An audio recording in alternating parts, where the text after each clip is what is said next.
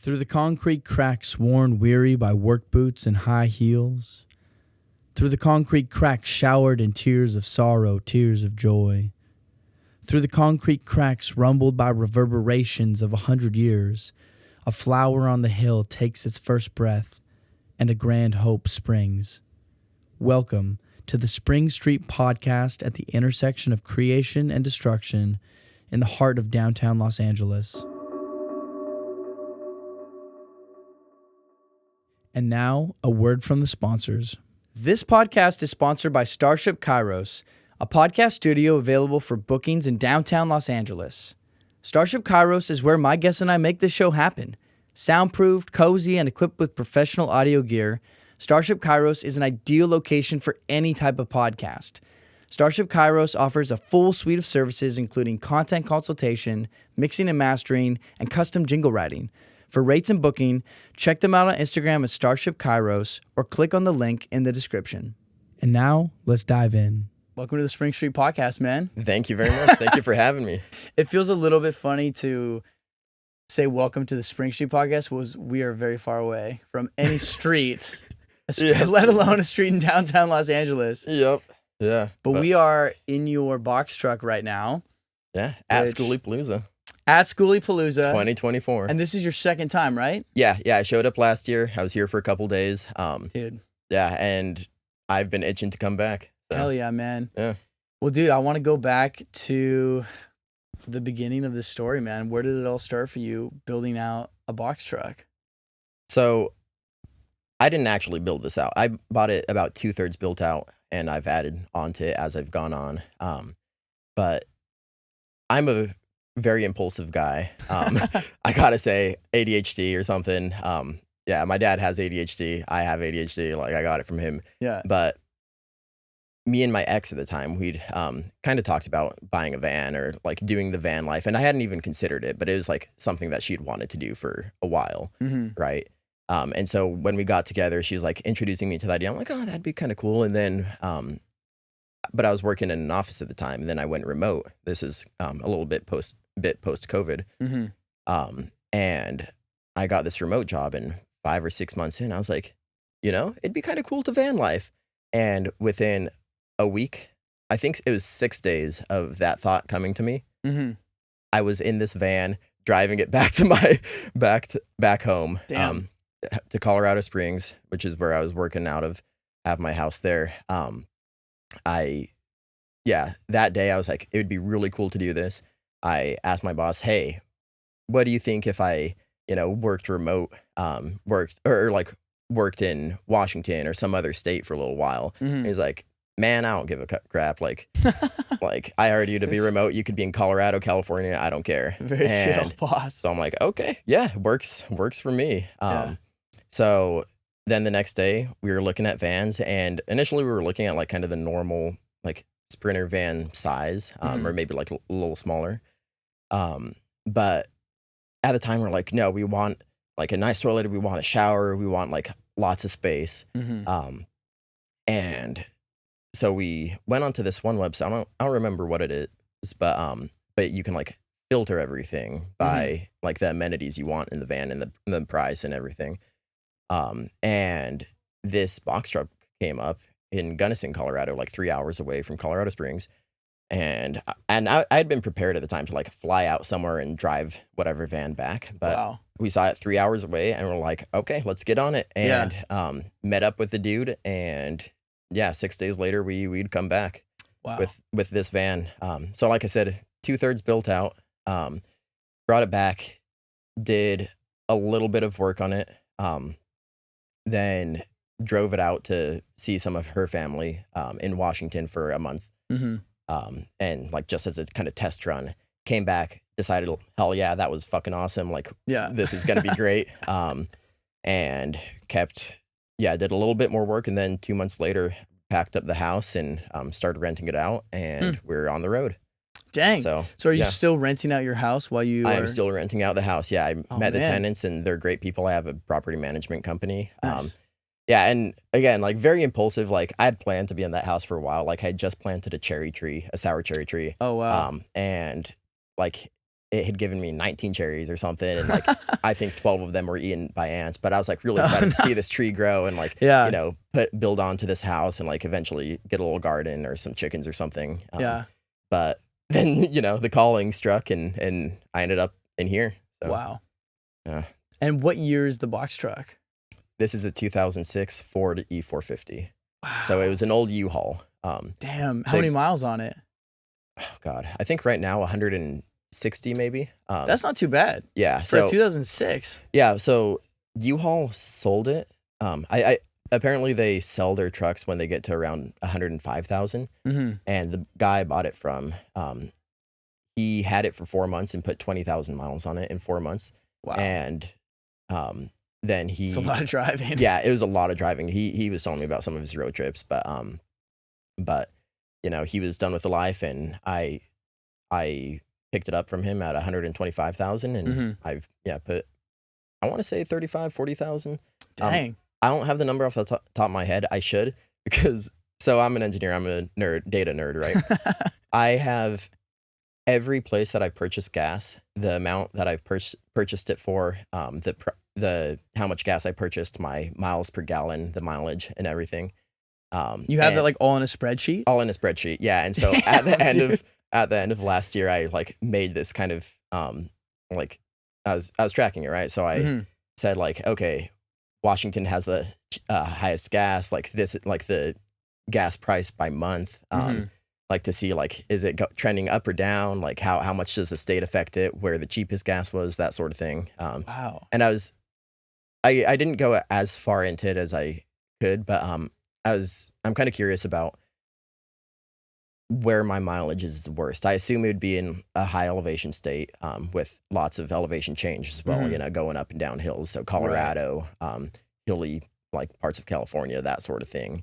Yeah. My assumption. But then, it's not the biggest concern to me. Like, yeah, it sucks. I get 9 miles a gallon. Fucking blows. That's pretty rough. It's painful, especially in California. But but at the same time, it's like I'll add weight in here. Like I don't care if it's a couple 100 pounds heavier, as long as I have my things. Like I have my hobbies. I am a very hobby oriented person, an interest oriented person.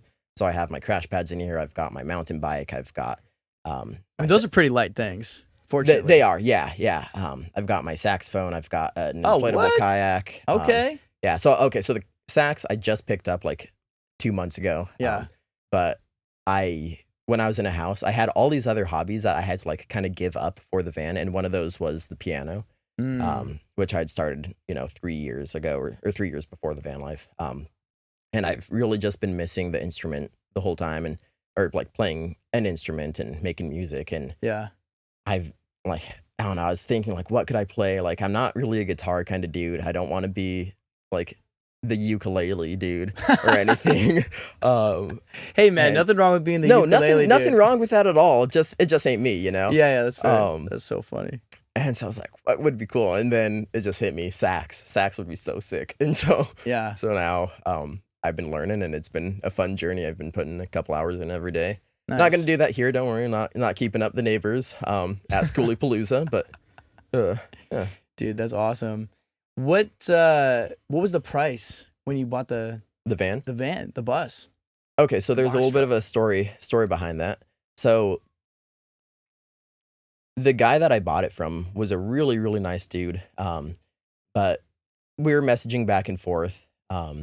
And he was trying to sell it for 25,000, right? And before I got out there, because I was expecting to spend 20,000 on a van. I was like, hey man, that was a little bit higher than I was expecting. Like, what if we met in the middle? And he's like, you can have it for 22. I'm like, okay, that's better than the middle. Yeah.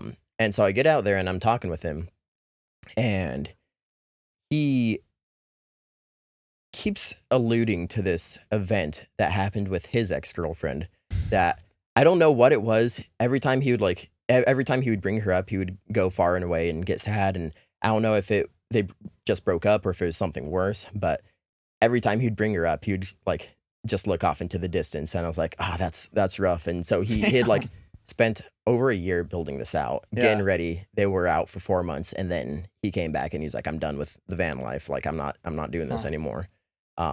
So yeah, he passed the torch on, and I got the van for 22. And he kept saying like, I just wanted out of my driveway, which is why I think he was like, "Yeah, 22, have it."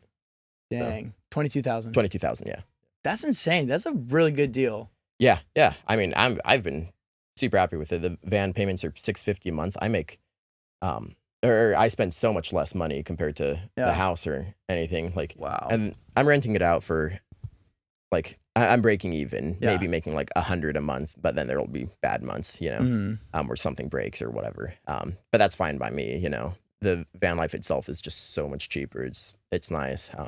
And it's not the reason I'm doing it. Obviously, it's so that I can be out and see the like just coolest fucking parts of the world, or of America at least, which coincidentally they thankfully are a lot of the most beautiful parts of the entire world, I think. Yeah, I mean, we're so lucky. We are. There's some pretty incredible things to see. We just are on this continent and just in this country.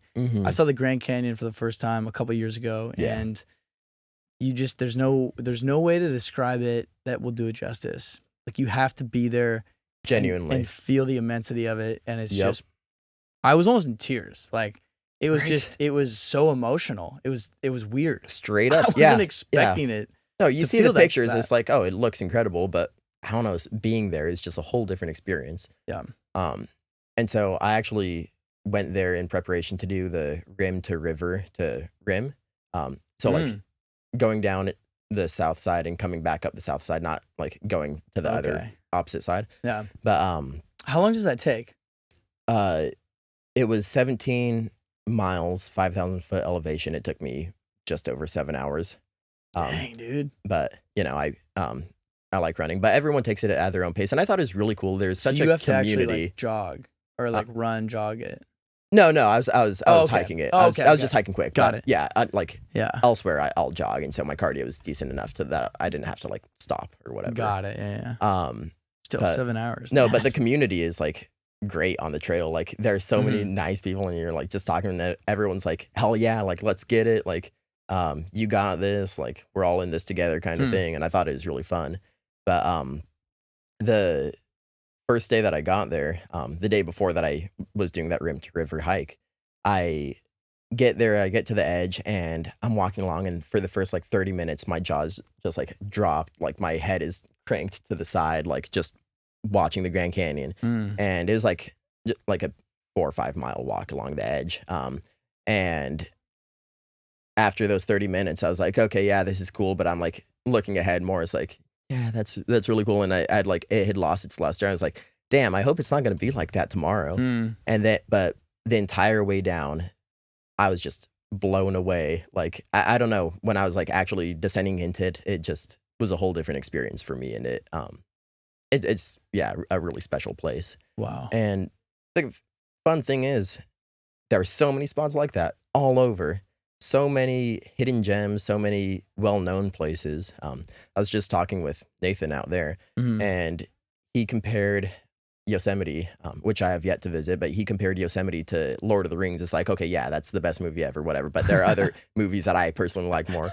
And I was like, yeah, that's a great way of saying things. It's like, I feel that way about Glacier National Park. It's like almost too beautiful that it's like feels unreal. But then there are other parks that I like just are a little more raw maybe, and it's like they're my jam. Like Olympic National Park, the Tetons, Anza Borrego State Park in California is one that I have talked to a lot of people from LA, a lot of people from other parts of California that have never even heard of it or never gone there. That I think is one of the most underrated gems out there. It's the biggest state park in California. Really? Yeah, I think it's bigger by landmass than Yosemite. Damn, how far is it from Los Angeles? Not even 2 hours, I don't think. It's, damn. You know the Salton Sea? Yeah. Yeah, it's to the west of that. It's like right there. Interesting. Okay. Yeah. And so it's like the rolling Badlands. Like you just get out there, and I was hiking and like trail running out there. Well, I say trail running, but there's no trail. You're just like, there's nothing, you know? And I went in for a couple miles, and you could do a 360 on this big hill and see nobody, see nothing, see no markers of civilization, see almost not even any wildlife or any signs of life at all, because there are some parts with some vegetation like cactus and ocotillo and stuff like that. But then there are other parts of the park where it's just clay, and I don't know. It's a whole different kind of beauty. Like I love the lush green, dense biodiversity of the PNW, but deserts also have their own unique, special beauty in my eyes. Yeah, absolutely. Yeah. There's something that I find very spiritual about the desert. Yes. Yeah, absolutely. And I mean, that's the reason there, like skooliepalooza happens out here. All these other spiritual retreats, and people have, the guy who does the shrooms in the desert, and, like gets really in touch with himself and the nature of the world out there. Yeah. There's something about the desert that reminds me of the ocean and the vastness of it. Yeah, I could see that. And like this, like the dunes and the hills, in a way are like kind of like the waves, but the difference is you can walk out into that, as opposed to in the ocean, either you're on a boat or you're kind of swimming in it, but like in the desert, you can actually just kind of walk out into the vastness, take your under own the 2 stars. feet, and and that's the other, like, the stars are just incredible, get out miles away. It sounds like a lot of your trips center around national parks and being out in nature. Yeah, definitely. A lot of national parks, but I also do enjoy the national forests or BLM land, where I'm not necessarily paying for a campground. It's like, I think a lot of the times they can be just as beautiful, or maybe, 80% as beautiful as a national park, but without the crowds. And it just kind of depends what I'm feeling that day. Yeah. Do you go to the cities much, or are you pretty much strictly only? I will be in cities, yes. When I'm feeling the need to work out, like in a normal gym, or like shower and stock up on food and stuff. But I try to be out of civilization, when I can be. I don't know. When I was with my ex, we would visit a lot of cities, and that was kind of the purpose of the van. I wasn't a super outdoorsy kind of guy. Like before, when I started the van life, I was into bouldering, but I'd only bouldered in a gym, and I was into lifting, and I was like big into the bodybuilding kind of scene. Not that I was a bodybuilder or anything, but I was big into the lifting scene, I should say. Yeah. But then once I got to really experience the nature and the beauty of the world around me, it changed me, and I've really transformed kind of my goals and my purpose in life, I think, to align with nature more and to align with this sort of thing. So wow. Yeah. That's cool, man. Yeah, it's fun. I will say that the toughest part of the van life, though, is maybe the loneliness, I guess. Because I'm not a super social person, so I've had to kind of force myself to go out and meet people and stuff. And the way that happened was, me and her had broken up like a year ago or something, right? And I was like, that was in Arizona, and I had gotten like basically straight into Sedona and then into Utah. And I was just doing a shit ton of hiking, and like I was in Zion National Park one day, and I was hiking, doing my thing, and I came across this dude on the trail, and we hiked together for like 10 or 15 minutes, and we were talking. And we went our separate ways. I'm like, oh, that was a nice conversation. And then I was thinking like, damn, that was the longest I've talked to somebody in person in over a month and a half.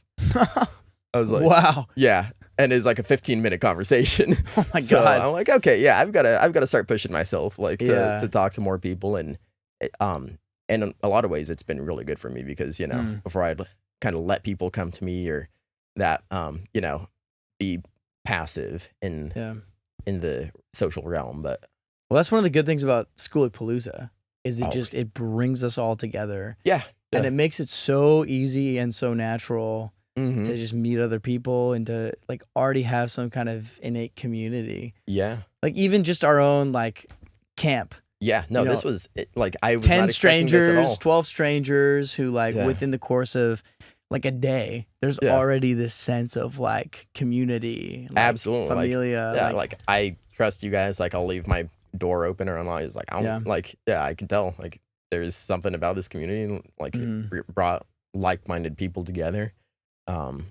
And I'm excited. This is day 2 of skooliepalooza for me, at least. Yeah, Sam. This is like the first or the second full day. Okay, because I got here on Monday, but like Monday night. So right, yeah, and I got in yesterday evening, and I just got to, I got to hang out with you guys. But I'm excited to really explore the other camps and see what's going on.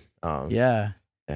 It's skooliepalooza is such an inspiring place for me because it's just such a spontaneous and diverse collection of people. Yeah. Like even just in our own camp, it's like, there's a combination of like sprinters and pro masters and transits, but then you got a box truck, and then other people have like an RV and like different types of RVs, and we've got one guy even has like a kind of like an overlander setup in like a pickup truck. Right.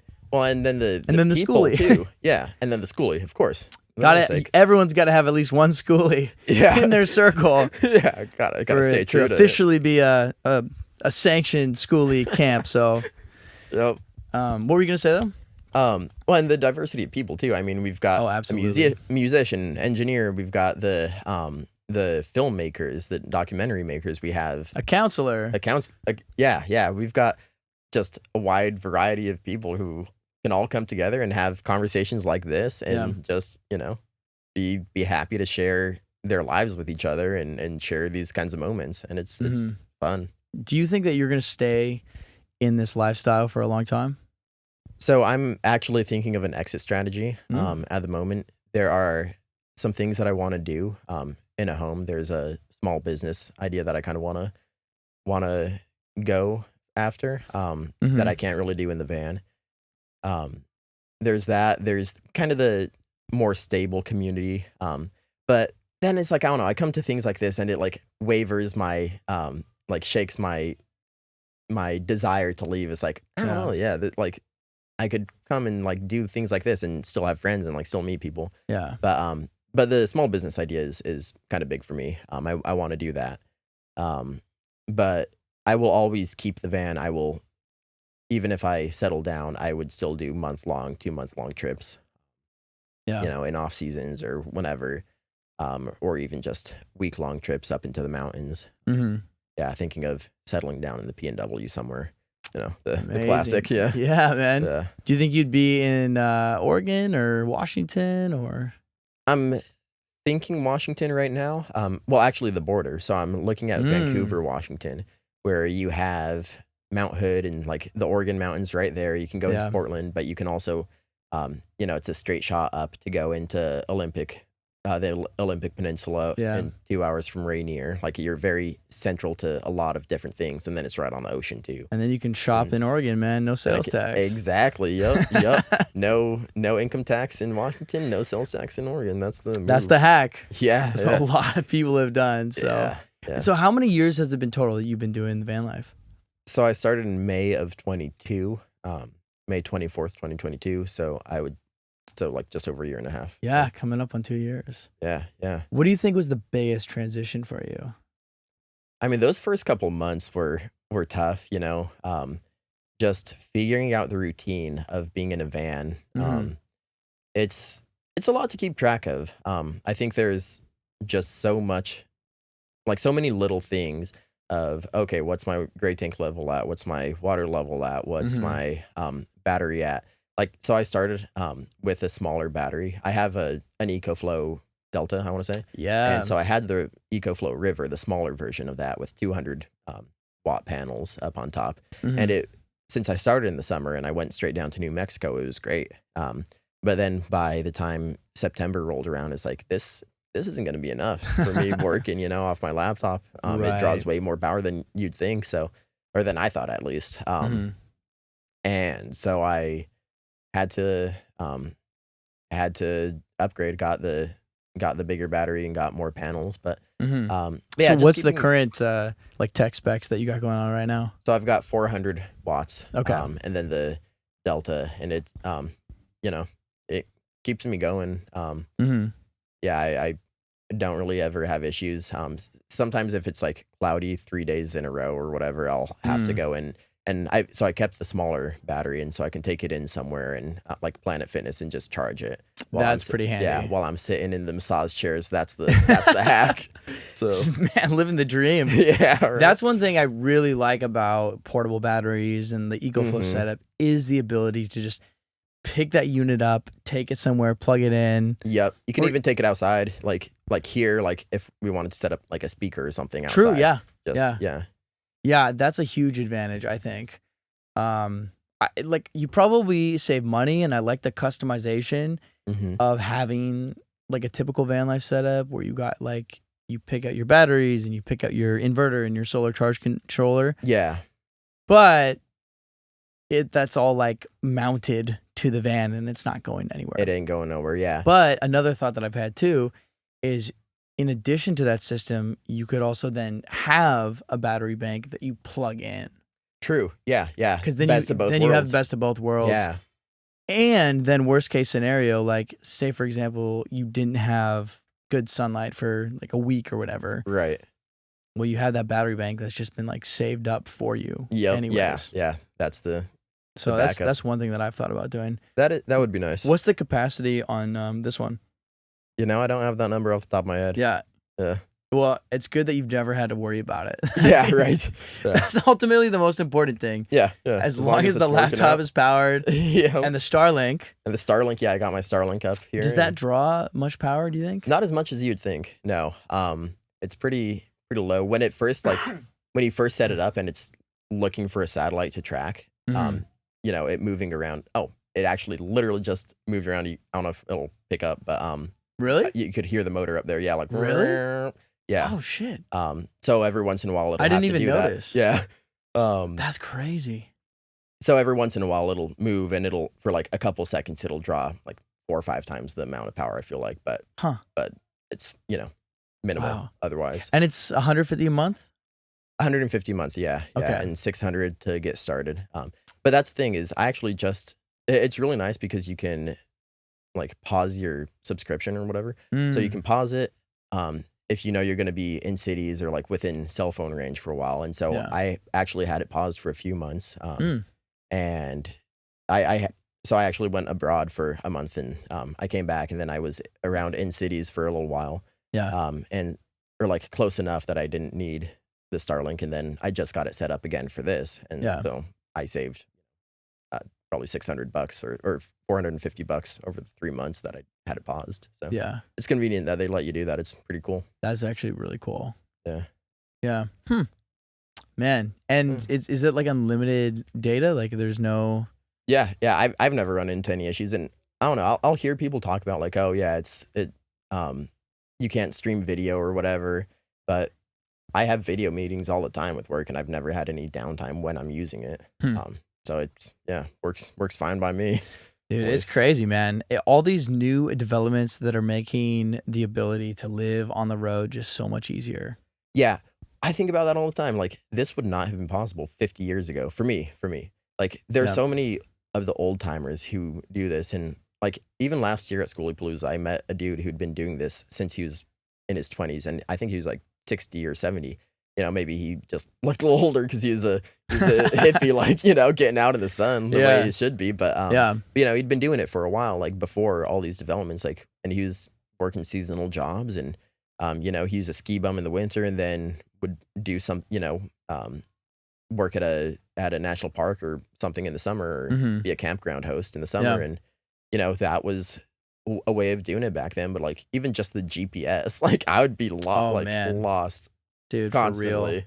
For real. One thing I wonder though is it a bit of a double-edged sword that we are able to be so connected? Because I feel like part of the whole thing is to like get away, like get away from being connected, being on social media, being on the internet.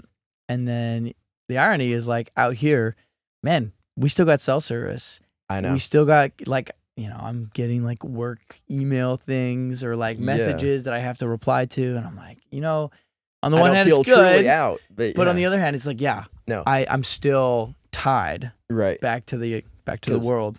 even when I have the Starlink, sometimes when I'm out in the middle of nowhere and, I have a 3-day weekend or something, Hmm. I'm not gonna set it up. Like, I'm just gonna stay out there and that's the time that I genuinely feel the best, like, mentally and best everything, is when I wake up.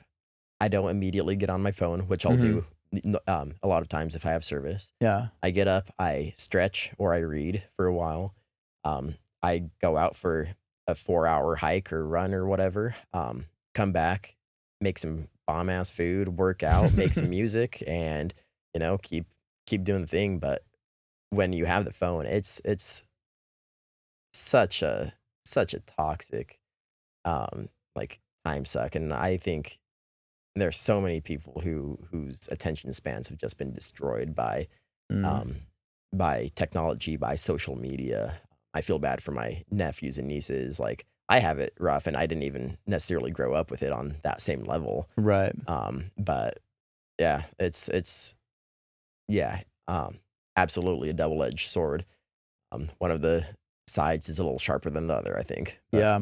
yeah, Yeah, I think that's just where the discipline comes in, yeah, which I'm not one to talk. Like, it's right, like, I definitely wake up and like the first thing I'm grabbing is my phone, yeah, mm-hmm. So, But that's where I think, honestly, a healthy meditation routine, or mm, it can be whatever for everyone has their own methods of dealing with that sort of thing. But for me, it's the meditation that yeah, that's like a pretty helps. big part of your life.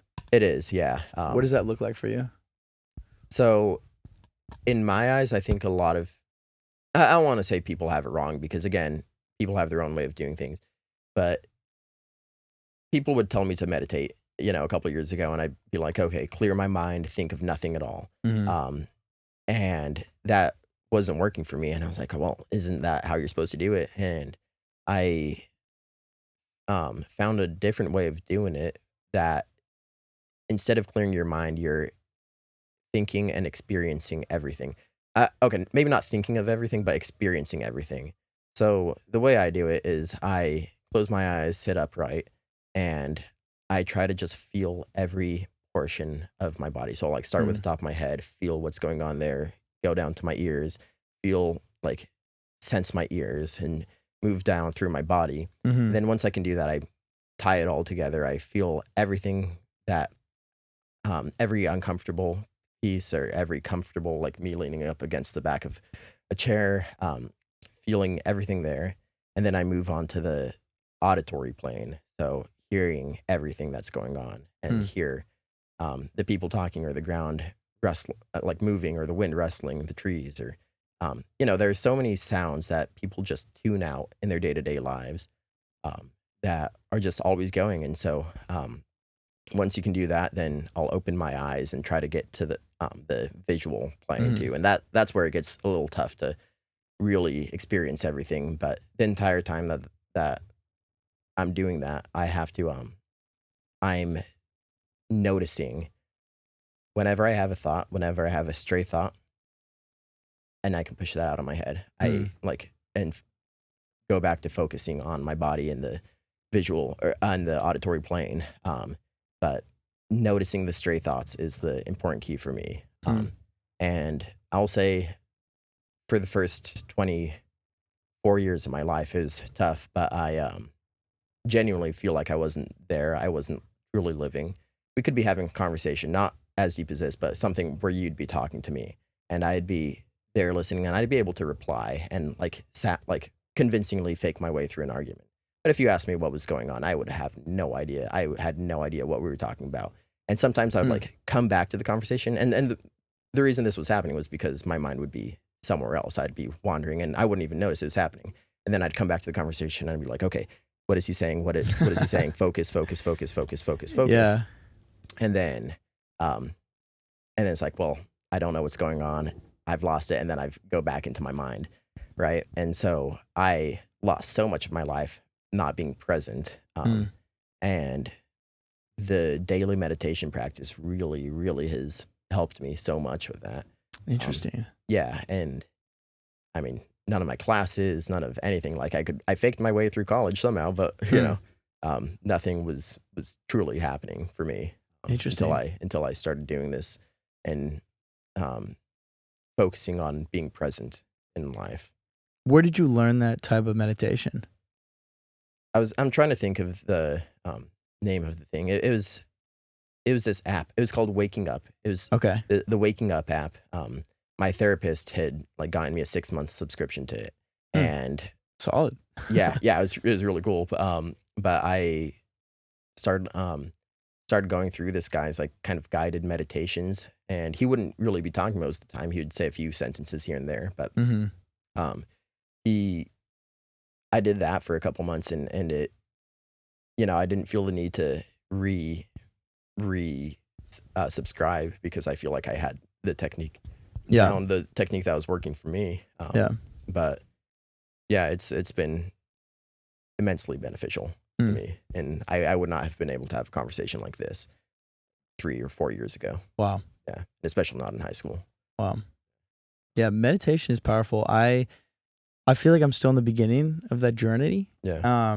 And I can't say that I have like much like training or teaching in that. Only like different things that I've like picked up or learned along the way from like being in a yoga class or like meditating with somebody.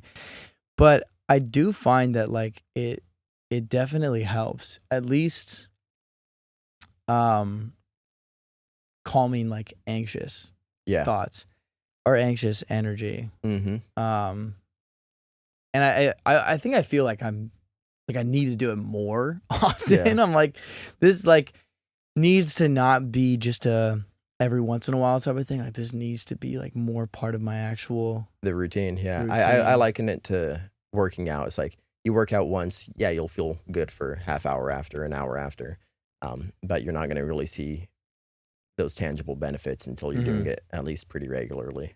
And sometimes I'll fall off the wagon with the meditation, in the past year or two that I've been doing this, and it's noticeable for me. It's a noticeable decrease in my focus and my quality of life when I do that. One thing I like about your setup is like you definitely have a great amount of space to be able to do something like meditate or sit and read and play saxophone. The box truck work really out on the floor. I'll do my calisthenics. It's amazing. And then you got the pull-up bar that you just mounted. Like I really like what the box truck allows people to be able to do. With the space. I mean, it's also pretty sick that you have your like garage door right here. Right. And you could like, just open it up and kind of like open yourself and open your home to the world. And do you think having now lived in a box truck for almost 2 years, if you were to do another rig, would you stick with the box truck style or would you do something else? So if I was living in it full time, I love the box truck. I love the amount of space that I have. It's pretty much at the max limit of space of size wise. Like I can still park in cities, but if it was any bigger, it'd be kind of tough to park in a city. But I love the fact that it can hold my kayak and hold my all my things that I've mentioned. You got a kayak in here? An inflatable one up there. Yeah, sick. Yeah, in that gray bag. Dude, that's so tight. Yeah, and you'll notice like I have bins and bins of food. It's probably a little excessive, but like I don't know, I get nervous. I'm like, oh man, what if I run out of food? And so I probably have like a month's worth of food up there if I needed to. I wouldn't have veggies after the first week. But, Do you have you got a fridge? I got a little fridge. Yeah. Do you have a freezer? Yeah, in the fridge. Yeah. Oh, nice. Yeah. Amazing. Yeah. And then you got the Camp Chef stove. Stove oven. Stove oven. Yeah. I love cooking. So yeah, and I've got good amount of counter space, and that little moving table there I got from IKEA. That was actually God bless huge. IKEA. Yeah.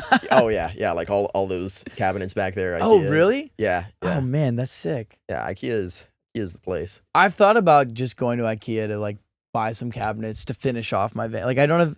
There's an area where I wanted to put cabinets, and I've just really procrastinated. Or at least like get ideas, because like I don't know, just wander the halls of IKEA and be like, you can see like, oh, totally. I wonder what might be beneficial in my van. Yeah, that you're not thinking of while you're in there. Well, and it's a good time no matter what. Just hanging out in IKEA. Get some meatballs and Okay, we're still going. Okay. I always get like so paranoid when I'm recording because there was this one time. Oh yeah. This one time out of 50 where like the recording got fucked up. And so Oh. like ever since then, I've always been like, I'm gonna take a peek and just like Yeah. make sure we're still Yeah, going. no. But I mean, we've just been talking to ourselves for the past hour. That'd be fine too. But yeah, I mean that's the the one good thing that I'm like, you know what? As long as it's a good conversation. absolutely. That was a good conversation that was meant to be had anyway. Yeah. So, yeah. Right. But yeah, that is my worst nightmare. Is like somehow I'm like not Oh, no. recording. Yeah. So yeah, I'm sure you've interviewed some pretty damn interesting people. Yeah, there've been some fascinating ones for sure. Yeah. It's been really cool getting to interview a lot of van lifers. Yeah. Last year when I came to skooliepalooza, I met a bunch of people. That's how I met Nathan and Lexi. Nathan and Lexi. Right. Little dyslexic moment there. But I met a bunch of other van lifers, and then like over the course of the year, a lot of them came through LA, and we did sick. podcasts at my studio in LA. That's cool. So that was really cool. And yeah, I mean, like there was this one guy that I interviewed who I met him in the parking lot of a climbing gym that I go to. Okay.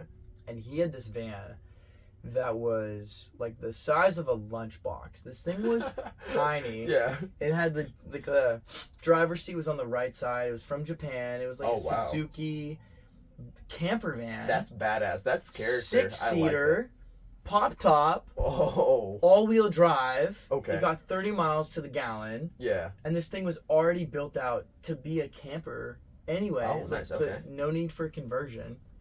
Easy And this thing enough. was like 6,000 pounds. The cost. Oh, oh wow. Okay. Yeah. Yeah, it was like, Wow, that's it probably weighs 500 pounds. Yeah. But to buy it was like 6,000 pounds, 5,000 pounds. Like, What a fucking really rig. cheap. Nice. and so I met this dude. I was like admiring his van. And I was Yeah. like, dude, this van is sick, man. Like, are you living it? What's the deal? And so he ended up coming through to the podcast studio that night. Like, No so the shit. same night that we met, he came through. We did an episode. There's this guy named Julian, and he's like a data analytics guy.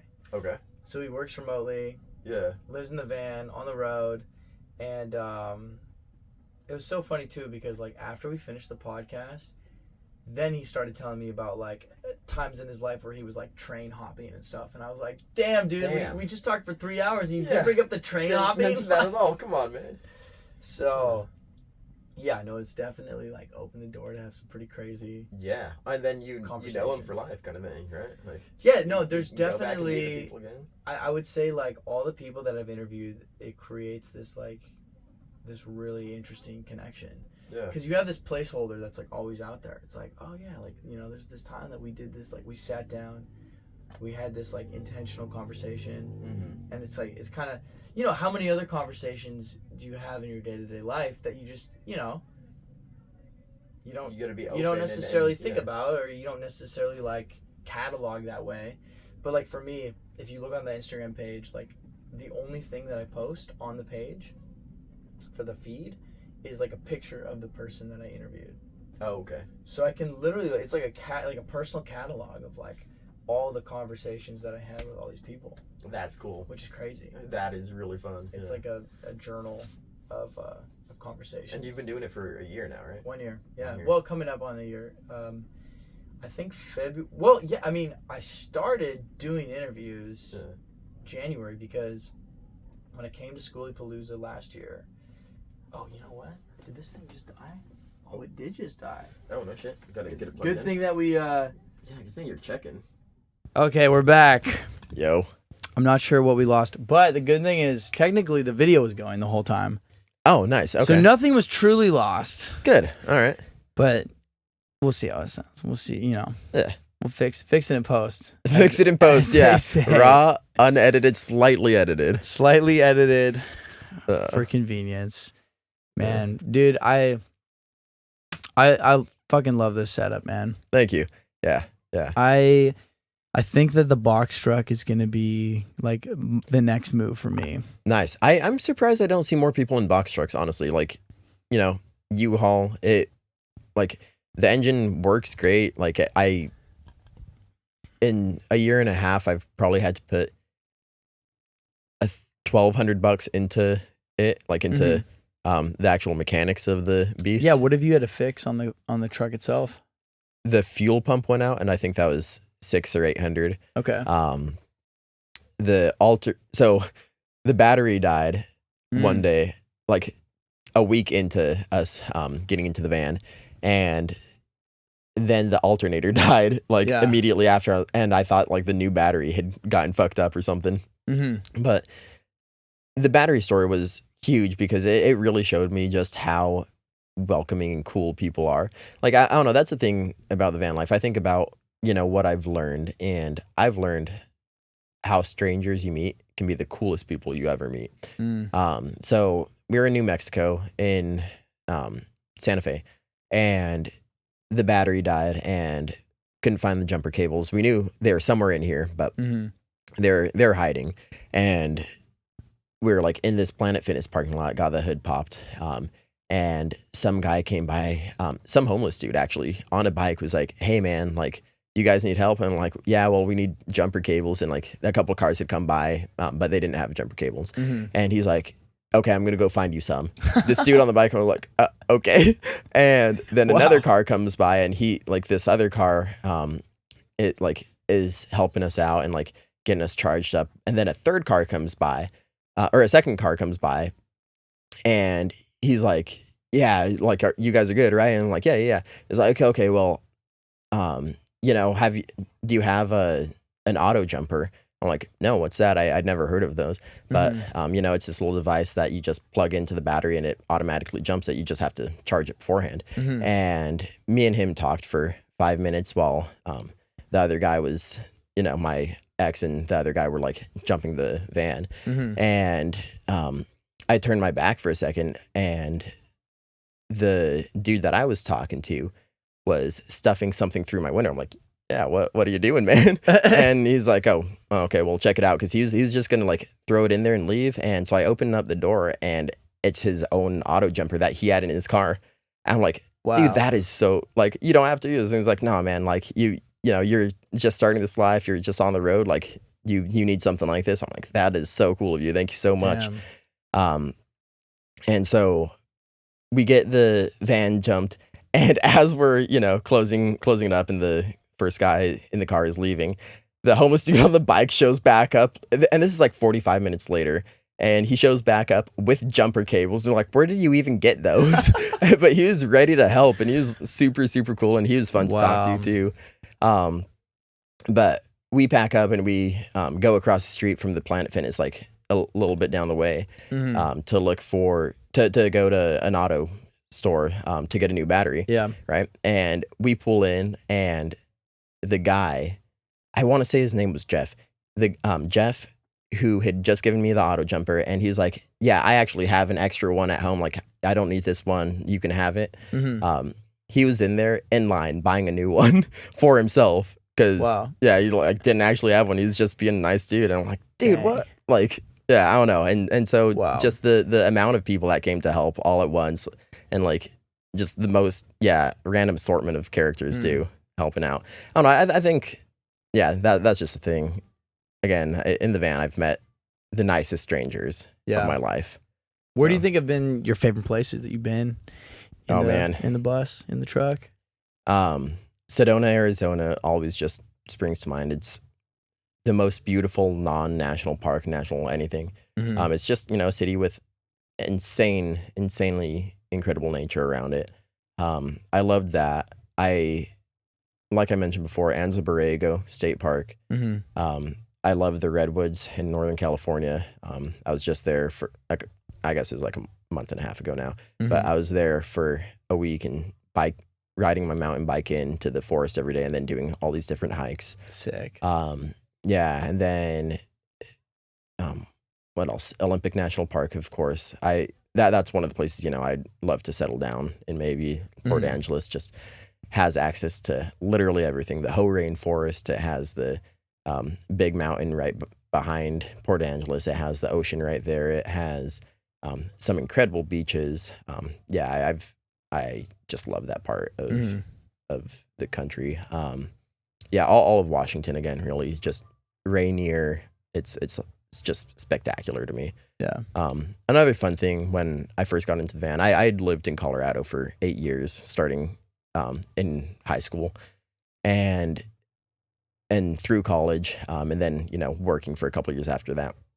And the entire time, I never actually explored a whole lot of the state. I'd been to Pueblo, Colorado Springs, Denver, and like a couple of the little mountain towns, but not that much. I'd gone skiing, but there's so many cool, unique mountain towns that I got to explore in the van that I just, wouldn't have otherwise. And you just see so many different walks of life and the different ways people are living. If you've ever been or ever heard of Crestone, Colorado, I highly recommend that. That is one of the original hippie enclaves. Like it's a town of, I want to say 100 or 200 people nestled into the mountains. Yeah. But it's the only place in America where you can have an outdoor funeral pyre. You can have an outdoor cremation. Whoa. Yeah, because I don't even know how they got that law passed, but it is legal for them to do that. They have so random. Yeah, they have several different religious temples there. They have a Buddhist temple. And so I say 100 or 200 people in the town, and then there's some like surrounding communities that like come into this little quiet town. But there are all these different religious, communes out there actually. That was one of the coolest things that I've done actually in the van, was exploring this abandoned commune where I didn't realize what it was at first, but you go in and it looks like a school, almost like these big like dorm style buildings, like kind of surrounding a courtyard. And you go in and see like these dilapidated rooms with like old mattresses and old things and like busted out windows. And you walk the courtyard and go into kind of the main hall where they would give sermons, and it felt like a quest in a video game, because literally we're like exploring this place, had no idea what the purpose of this place was. I thought it was like maybe a college or something. But I went into this sermon hall, lecture hall almost looking thing, and through the skylight shone a ray onto a podium, and on the podium were some old pamphlets of the actual commune, of like life there. Whoa. And they're a really interesting read, because it was written in a good time for them, like it was probably 10 years ago, but like they're excited about this commune style life, and yeah, just an intentional community where they're growing their own food and trying to kind of live together in peace. And then it doesn't tell the rest of the story. Like you just kind of have to piece it together. Like what happened? Like how did this like beautiful from the pictures place just turn into this in less than 10 years? But yeah, again, Crestone is a really interesting hippie kind of enclave, and you just get to experience and see a whole lot of different cool things like that in the van. Yeah. Things that you have never heard of or gotten to see before. What's on your list of places that you want to go to? So I am going to go back to Sedona, Arizona after skooliepalooza. I'm going to spend a couple weeks out there doing some more mountain biking and some more trail running and that sort of thing. But after that, I want to go to Yosemite. I'm going to go see Death Valley and spend a good amount of time up there, and then just make my way back up the coast. So I did the loop last year of, Colorado, New Mexico, back to Colorado, Wyoming, Montana, then Washington, and came down the coast, went to Utah. Yeah. And that's basically what I'm doing again this year. I really don't have a huge desire to move out east. Like this is just the best of the best of, I think, Yeah. And I could be totally wrong. I'm sure there is plenty of beauty, but I'm happy exploring this time and time again, Yeah. What about Baja? Any desire to get down to Baja? So I actually lived in Mexico for 9 years. I grew up there. Oh, no way. Yeah. What part of Mexico? I was in Cozumel for 4 years, Cancun for half a year, and Mazatlan for 4.5 years. So yeah, Wow.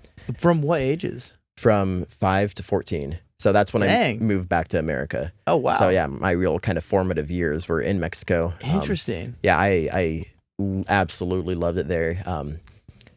Yeah, I'm assuming you speak Spanish. Pues obviamente. Okay. But I've actually lost a little bit of it. You know, I was fluent back in the day, but Was it not your first language? no. So I'm pretty, you know, I'm a nomad. I love traveling. I love seeing the world. My parents are the same way. That's where I get it from. They moved to Mexico without speaking a lick of Spanish. No like, way. Yeah, they're planning on being out there for a couple months, maybe a year. But turns into 9 years. Turns into 9 years. Well, as I said before, wow. I have ADHD. I got it from my dad. He was gonna, take a couple months and maybe just teach tennis out there. And after teaching for a couple months, he's like, well, I want a real job. And so he started, he got into sales, selling timeshare out there. And me and my sister got put in school. And after the school year was over, it's like, well, he's got a solid job. We're doing good in school. Like, let's keep at it. Wow. And, we built up our Spanish. We built up, that life out there. And to me, it was totally normal. It was like, yeah, that's what you do, Wow. But did you go to an international school or did you go to like a no, public school? It was a private school, but I was only American, right? Yeah. So they have 1 hour a day in English, and then everything else is in Spanish. But I really like the Mexican kind of style of school, the structure, because we were kept in the classroom all day and the teachers come to you, and it's that way through middle school and high school. Not that I went to high school out there, but versus interesting, as opposed to like every period you go to a different classroom. Yeah, but so by the end of the year you're really tight with everybody. Like you spend 8 hours a day with the same 20 to 30 kids. Yeah. And same deal next year versus America, where like you're in new classes, you don't get that same kind of sense of community. Wow. Yeah. That's fascinating, man. Yeah. So is there a party that would ever move back to Mexico? So I love Mexico. I thought it was fantastic, but we moved because of the violence, actually. So I was in Mazatlan, which is the second biggest city in the state of Sinaloa. And Sinaloa is the home of the Zetas, right? One of the biggest cartels. At the time, the biggest cartel. I think they might have moved down in the rankings. I don't know. I don't follow it as much anymore. Yeah. But they were based out of Culiacan, and the police started kind of cracking down on them in Culiacan. And so they moved an hour south to Mazatlan and started up their operations there. Dang. And so I was in this middle school, right, where one year the house across the street from the school got busted by police. They found millions of dollars worth of bricks of coke, cash, and like weed and other things. Holy shit. Yeah, like they got busted hard. And then the newspapers there, they don't censor anything, right? So you'll open up the paper, and on the front page you'll see a dude hanging off a bridge or a decapitated man. Oh my God. And they'll be like, 11 people were killed, 8 people were killed yesterday. Like they're sending a message, this is how it goes down. It was terrifying for my family. And then I think the biggest, the last straw was, so picture this. I was sitting in school one day, it was a Friday, bright blue skies outside. We're sitting in class and we hear thunder. And we're like, oh, that's weird. We look outside, don't see clouds. I'm like, that's weird. But we keep going on with the day. 2 minutes later, we hear another clap of thunder. And immediately after, the principal goes on the intercom and is like, in Spanish, like, go into lockdown code red, something, Dude. And we're like, what is going on? And so the teacher starts freaking out and like has us like push the desks away from us and like go huddle into a corner. And she's like standing by trying to listen to what's going on. And we're all freaking out. We have no idea what's going on. And then the teacher says, there is a gunfight outside. But the thunder actually ended up being grenades. They started it off with like fucking hard with some grenades. Dude. And then it evolved into gunfire. Oh, man. Yeah, that's just intense. Yeah. And so we're huddled in the corner. The girls are crying. The guys are making jokes. I was passing out scissors. I'm like, okay, yeah, we're going to go fuck them up. Like, let's go get them, guys. Wow. An hour passes and like everything calms back down and we're not hearing anything for a while. And the principal comes up on the intercom again, gives some instructions to the teacher, and they have us army crawl out the back of the school, like down the steps, out the back of the school, and we filter into a restaurant, a Chinese restaurant, and then a Burger King that was behind the school, and we're just chilling there for a couple hours waiting for our parents. And the parents were freaked out. We had no cell phones, like we had no way of contacting them, and they're like freaked the hell out. Turns out I think 2 guys died. 2 cartel members died. Like no one in the school got shot, but they kind of had their operation in that house right across the street, and so they definitely had part of their turf in that area. So yeah. That's some pretty scary stuff, man. That's crazy. Yeah. And was it not too long after that incident that you guys moved back to the States? I think that I want to say that was like March or April. And then we finished out the school year and we moved back. Wow. Yeah. Man, that's the scary thing and the really unfortunate thing. Yeah. About like traveling in Mexico is like there's so much incredible stuff in Mexico, and yet 99.999% of people are awesome, the coolest people you'll ever meet. Yeah. But it's just that like these groups that are destroying life for everybody, and they've infiltrated every part of the government, bottom to top. A lot of the police departments, it's like no one feels really safe. They're forced to bend the knee to them almost. Because if they don't, it's their whole family, and it's not just a pretty shoot you in the back of the head. It's they have some pretty gruesome torture methods that I don't know. I've gone back a couple times since, but it's just tough to see, man. So yeah, very lucky that my parents were able to bring us back, and start getting us kind of adjusted for American culture in life again. That was a culture shock, let me tell you. Going back to America, oh my God, yeah. Tell me about it. What were some of those big adjustments because you said that you came back when you were 14? 14, yeah. So you're going into high school. Going into high school, yep. And for the last 9 years, you've been living in Mexico, speaking Spanish. Yeah. I'm sure all your friends and most of your friends speak Spanish. And, they only speak Spanish, yeah. Like none of them really spoke English, so yeah. Going into high school, what was that like? The first day that I was in high school, because I was in a private school in Mexico, right? And even the public schools, they're pretty strict. Like you wear uniforms. The guys have to cut their hair. Like your hair can't be below your ear. Oh, wow. Or the middle of your ear. Like it has to be real short. But like this, like I was kind of the rebellious kid. Like I had long-ish hair, but it wasn't long at all. But or they'd like cut it for you in front of everybody in the middle of in the middle of the courtyard. So I come back to America and I see a dude with long hair. I see a chick with green hair. I see a dude with like gauges in his ears. I was like, what the hell is going on? Man. That was intense. Like I had several pregnant freshmen in my class in high school. Freshmen? Yeah, dude. Damn. And I don't know, people have these like preconceived notions about Mexico. It was not like that at all. At least where I was living, like there wasn't any like teen pregnancy that I knew of in the middle or high school. Wow. But I come to America and it's like totally different. People's senses of humor were really different. I can't think of any great examples off the top of my head. And that also might have been like the transition from middle school to high school too. But I don't know. I went from being very talkative and pretty social in middle school to having zero friends in high school for literally all 4 years, to the point where I did not really leave the house. I think I went to someone's house. So freshman year of high school, actually, I did make a friend and I went to her house semi-regularly for a couple months.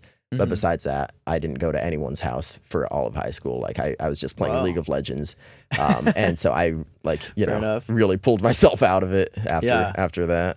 But when I went into college, but it was like a very like isolationist type of thing. Yeah. Were you like in the town that you were going to high school, were there many like Spanish speaking people? That's the thing. Pueblo, Colorado has the highest rate of or highest percentage of Hispanic Americans in Colorado. Which is where you were going to high school? Yeah, my school I think was 60% Hispanic. Oh, no way. Yeah, but it was, and so my parents were like, oh yeah, it's gonna be great, but no, totally different culture, totally like, it was very, if you know anything about Colorado, Pueblo is kind of called like the armpit of Colorado. Like it's a very like gangbanger type of culture in the school. Yeah. And so it's like, wow. Yeah. So I thought it was going to be the same, but no, it was a whole different experience. So that's so interesting. Yeah. Happy to have gotten out of there. But man. Yeah. Again, I don't know. I was quite a different person in high school than I am now. Yeah. Well, I can believe it, man. Yeah. You telling me that just playing League of Legends through high school, like I would not guess that. Yeah. So at all. Freshman and sophomore year, probably straight up 8 to 10 hours of League of Legends every single day. And then junior and senior year of high school, 8 to 10 hours of anime watching every single day. No way. Yeah. And I was like on 4chan and like posting like just like on the internet just all fucking day, and that was me. And like, dude, so what changed? Like how did you go from like anime, League of Legends, like internet drone to like outdoor, active, self-development kind of person? So yeah, I going into college, I don't know, something just hit me that first day of being in college and seeing like how social people were, and like open people were to just, like they're all kind of in this together in the dorms trying to make friends. I was like, yeah, I want to kind of change myself. I don't want to be that person anymore. Mm-hmm. And so I started, forcing myself to be a little more social and be more open and do things. And so I started to move away from that, and I started to get into the gym and lift and do that sort of thing. But again, I mean, I still really struggled with social anxiety and really talking with people. And a lot of it comes back to that me not truly being present or really being there that I was mentioning earlier. So that wasn't all the meditation. Like the meditation was the biggest catalyst of me being present by far. Mm-hmm. But it was a gradual change from going from high school to where I am now. Wow. But yeah, and then just over the years, I've found more and more hobbies, and it almost feels like, in a sense, I'm making up for lost time of like, I want to try this and I want to try that and I want to like do this. Like I'm getting into photography now, and I'm getting into the sax, and I'm getting into mountain biking now, and I'm getting into trail running, and I'm getting into astronomy type things, and I'm getting into all these different things. Wow.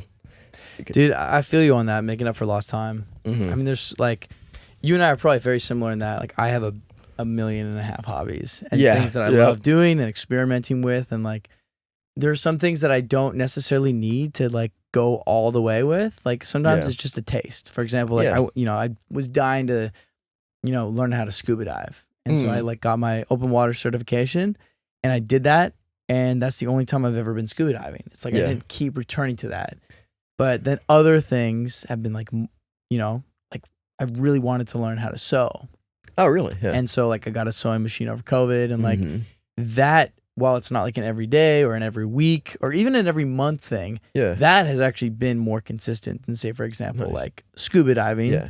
But you've gotten the taste of it, and you're doing gotten the taste and was like, okay, this is cool. And then the final example for like the full gradient, it's like I'd always wanted to like have a motorcycle. Nice. And like that's the thing that's like truly like the every week, sometimes every day situation. And so where are you riding? Are you like riding around LA, or you going into the mountain passes, or? Dude, basically I ride it strictly as like a commuter. Oh, okay. Like just getting from point A to point B. Yeah. It's kind of lame, but it's not lame because every single time I get on that bike, it's the fucking best part of my day. I bet it makes commuting in LA so much more fun than 100%. Holy shit, 100%. Being stuck in the car. But what I was gonna say is like a lot of the things that I do that I think like people typically would do for the sake of fun, like the only reason I'm doing it is like just purely like either out of necessity or efficiency or like practicality. It's like I live in a van in a city because I don't want to pay rent. Yeah. And like people are always like, why do you live in LA? Like, why are you in Los Angeles? Why aren't you like out in Yellowstone or Yosemite? Right. And it's kind of the same thing with like the motorcycle. Like I've taken some trips where it was just for fun. Yeah. Like driving up to Santa Barbara or like just going on a ride. But like 95% of my time on the motorcycle is like, oh, I got to go necessity, somewhere. Yeah. So Right. yeah, which is Oh, yeah. probably an area of my life that I could like open myself up to, of like Yeah. doing the like really accessing like the fun element as opposed to like, But if you are enjoying it, I mean, I think the coolest for hobbies sure. are the ones that are, beneficial as well. yeah, Like I used to brew kombucha at home, and it's like it was fun. I like coming up with the flavors, and like just the process of making it yeah, was really fun. But it's also like, yeah, I get to have this awesome like healthy drink and like share with people, and like Yeah. it sounds like the same deal with the motorcycle and like the sewing and the totally. yeah, a lot of it is like just practical and fun. Well, and one thing that I guess I quickly learned is when you begin to dip your toes into those things, you suddenly have I think a new thing to connect with, like a whole different community. Yes. You know, like I mean, motorcycles are a great example. Like I used to work at a motorcycle bar in downtown Los Angeles, and like there's a huge community of riders there, and like just sharing that in common allowed me to connect with so many people who were doing things in life that like maybe they were like a big executive or maybe they were like a mechanic, but it didn't really matter because we all had like that same thing in common. Kind of with cool. same with climbing. Yeah, it brings Climbing's super similar. people of all walks of life together. Yeah. And then sewing's probably like the most like out there one for me because like it allows me to connect with certain people on that topic that you wouldn't in a way be that's otherwise. like so specific that like I wouldn't be talking about that kind of stuff with them otherwise. So absolutely. yeah. But I feel you on the making up for lost time, man. It's like I look back at my life and I look back at maybe like the way that I spent my time in high school, and like I also played a lot of video games in high school. Not League, but I played like a lot of smart man. but I played a lot of RuneScape. Oh, classic. Yes. A lot of RuneScape, a lot of Minecraft, a lot of Battlefield 2, like just, whatever. Yeah. And while that was fun and all, I'm like, wow, there's other things that I kind of wish I had maybe spent my time learning or doing. Yeah. But the beauty of, being an adult is you also have all this time and freedom to choose how you want to integrate these curiosities into your life. Absolutely. It's important to know it's never too late to start something. Yeah, 100%. Yeah. So, man, well, dude, this has been an awesome little session, man. Absolutely. This is really fun. First podcast at skooliepalooza. Hell yeah. 2024. With the new setup. Yeah. Learned a little bit about how this setup works. I wonder what the battery says it's at. Yeah, I think those batteries were shit batteries, man. Harbor Freight, I love you, but come on, guys. Make better batteries. Yeah. They were probably like $1. They were probably so cheap for like a massive pack. Oh. But do you want to like do you have like any social media handles or anything you want to throw out there, or I'm on Instagram. I mentioned briefly I'm into photography a little bit. So at literally me Eric, all one word. That's me on Instagram. Okay. Hell yeah, man. I'll make sure to link that in the bio. But dude, thank you so much, man. And thank you. Let's get out there and let's do it. Yeah, enjoy skooliepalooza. The rest of Skoolie. So thanks so much, man. Oh yeah, appreciate it. Thank you for listening to the Spring Street Podcast. If you'd like to support the show, sign up for the Patreon to receive exclusive behind the scenes content, and check out the sponsor links in the description.